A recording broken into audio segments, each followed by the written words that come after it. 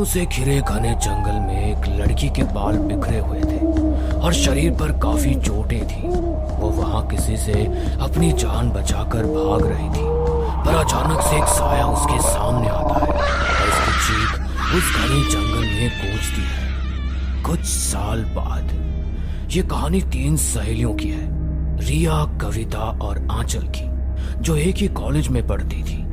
वो तीनों बचपन की दोस्त थी, पर जब उन्हें पता चलता है कि कॉलेज से उन्हें कुछ दिनों के लिए ट्रिप पर ले जा रहा है, ट्रिप का नाम सुनते ही सभी बेहद खुश हो जाते हैं। लेकिन उनमें अगर कोई खुश नहीं था तो वो थी आंचल।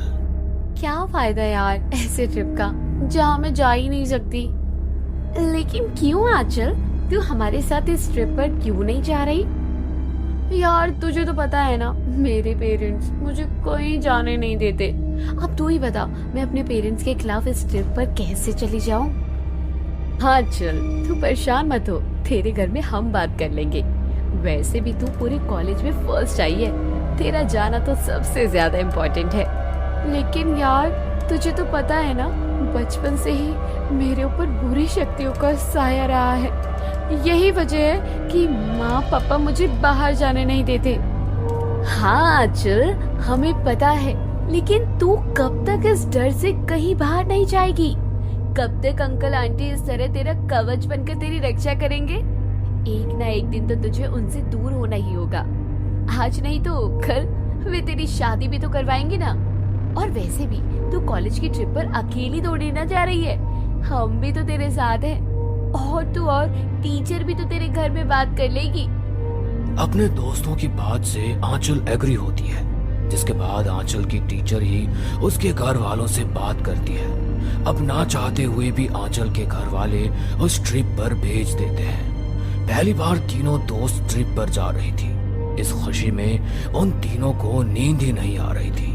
अब अगली सुबह होते ही तीनों दोस्त कॉलेज जाती है और कॉलेज वाले कॉलेज के सभी लड़के और लड़कियों को बस में बैठाकर अपनी डेस्टिनेशन के लिए चल पड़ते हैं। बस में बहुत हलचल हो रही थी, कोई गाना गा रहा था तो कोई मस्ती कर रहा था। आंचल को विंडो सीट पसंद थी, इसलिए वो शांत बस में विंडो सीट के पास बैठी बाहर का नजारा देख रही थी। उसे हसीन वादियां और शांत एनवायरनमेंट बहुत पसंद था। बस में इतनी चहल पहल होने के बाद भी आंचल का पूरा ध्यान बस से बाहर था। अब वो लोग जैसे ही अपने डेस्टिनेशन के पास पहुंचते हैं, वैसे ही आंचल के चेहरे पर एक ठंडी हवा आती है और उसे किसी पैरानॉर्मल एक्टिविटी का एहसास होता है। आंचल को बचपन से ही भूत प्रेत से काफी डर लगता था। कई बार उसे कुछ बुरी शक्तियों का भी अपने पास होने का एहसास हो चुका था।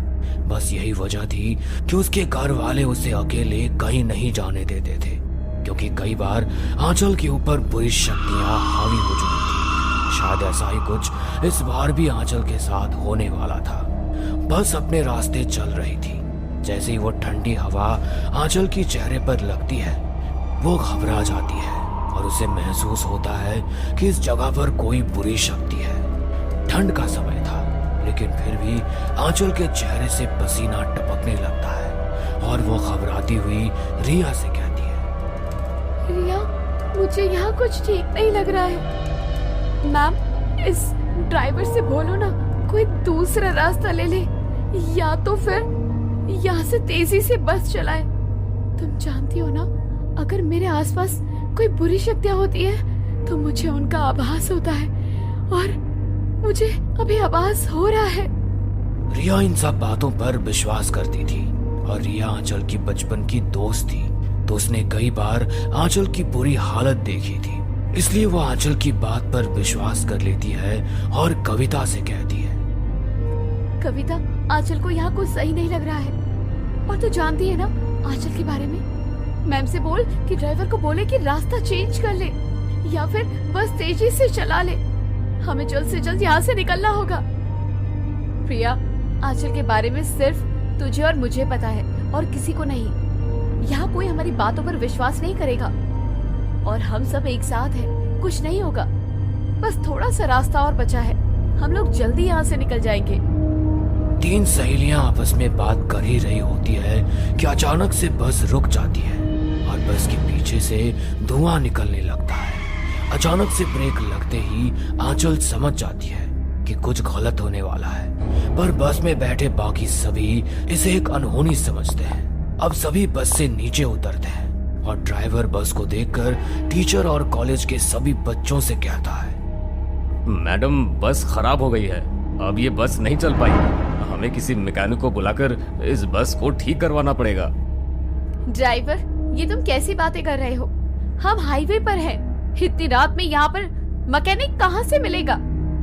मैडम, हमारा यहाँ ज्यादा देर रुकना सही नहीं है, हमें यहाँ से चलना चाहिए। हाँ, कुछ तो करना ही पड़ेगा। ये बस भी ना इसी समय पर धोखा दे जाती है। चलो हम सब थोड़ा आगे चलकर देखते हैं, क्या पता आसपास में रहने के लिए कोई होटल मिल जाए।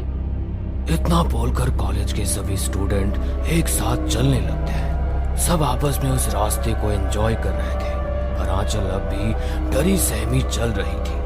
आंचल को अब भी ऐसा महसूस हो रहा था जैसे कोई उसके पीछे है, कोई उसके साथ चल रहा है।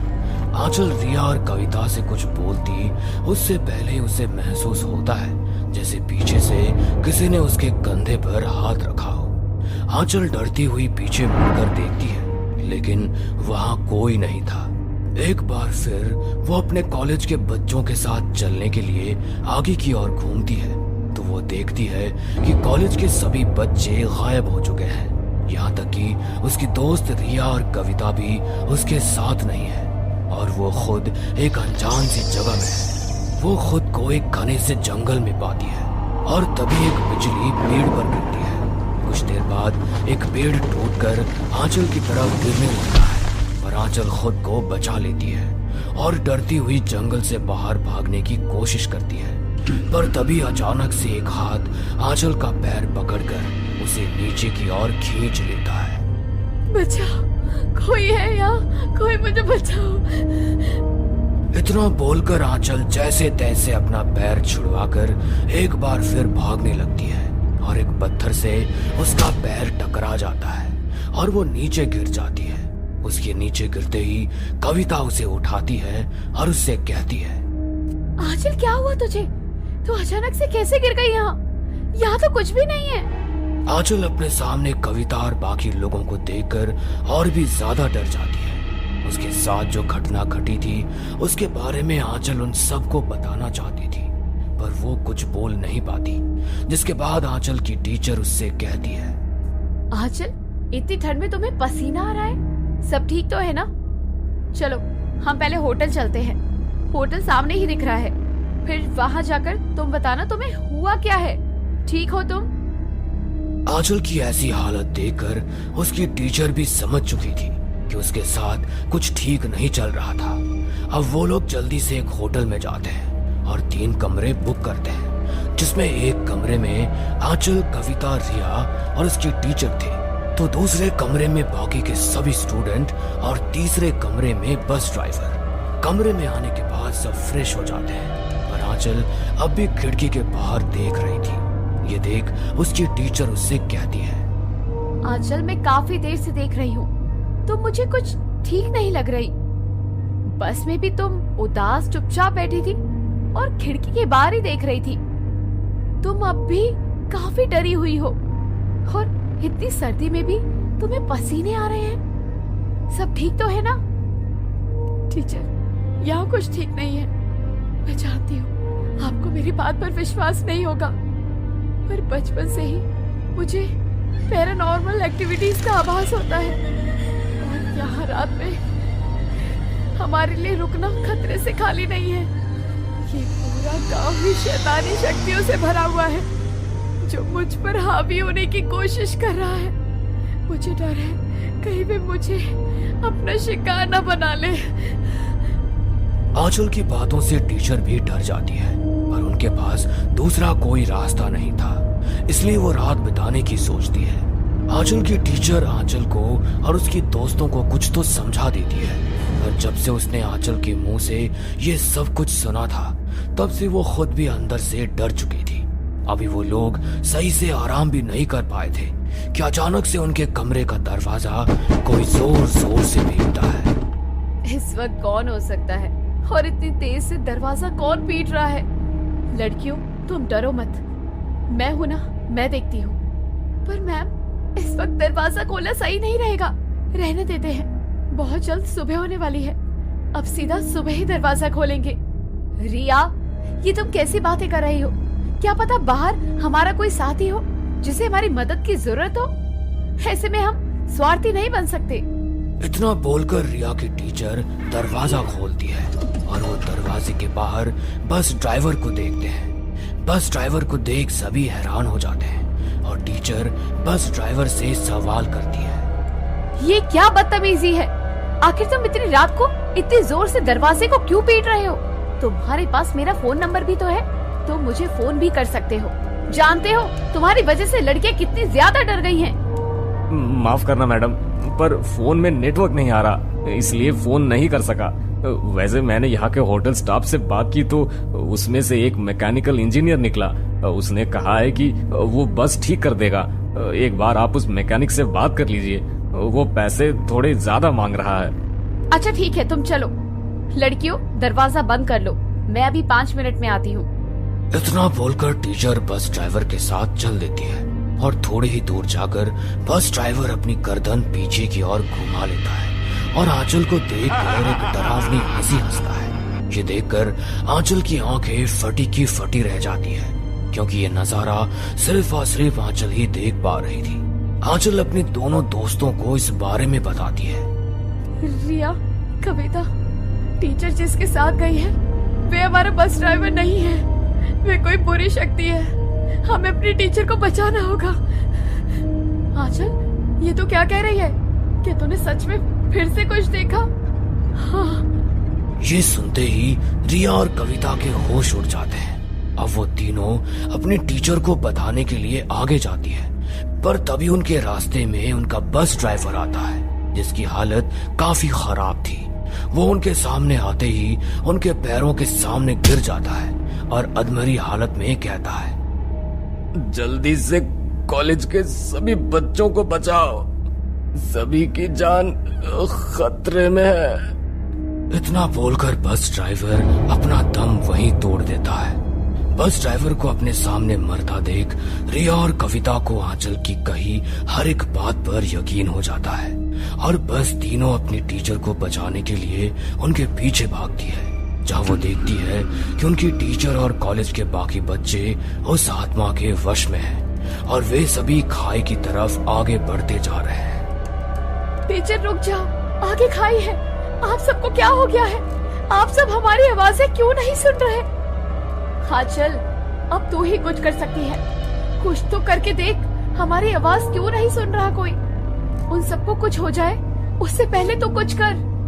अब रिया और कविता को सिर्फ आंचल से ही उम्मीद थी, क्योंकि आंचल बचपन से ही बुरी शक्तियों के बीच पली बड़ी थी और वो बुरी शक्तियों को पहचान सकती थी।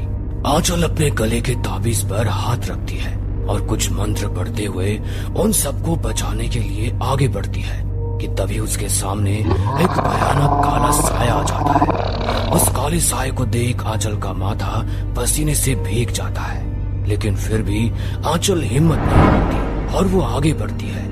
लेकिन तभी पीछे से एक काला साया आता है और रिया और कविता को हवा में उड़ाकर खाई में फेंक देता है। खाई में गिरते ही रिया और कविता की मौत हो जाती है। अपनी आंखों के सामने अपने दोस्तों का अंतिम समय देखकर आंचल जमीन पर बैठ जाती है कि तभी उसे वहां पर किसी के जोर जोर से हंसने की आवाज सुनाई देती है। तुझे क्या लगा कि तू अपने इस ताबीज की शक्ति से इन लोगों को बचा लेगी? नहीं मूर्ख लड़की, तू आत्माओं की दुनिया में है, तू इस काली अंधेरी में है, तू किसी को नहीं बचा सकती। आंचल कुछ बोलती कि तभी वो काली रात और घनी हो जाती है और उस काले अंधेरे में न सिर्फ आंचल की टीचर बल्कि उसके कॉलेज के सभी स्टूडेंट जो ट्रिप पर आए थे उस खाई में एक एक कर अपनी छलांग लगाते हैं। आंचल सभी को आवाज लगाती रहती है, वो चीखती रहती है, लेकिन उसकी कोई नहीं सुनता और इस तरह आंचल के साथ आए हुए जितने भी लोग थे उन सभी की मौत हो जाती है।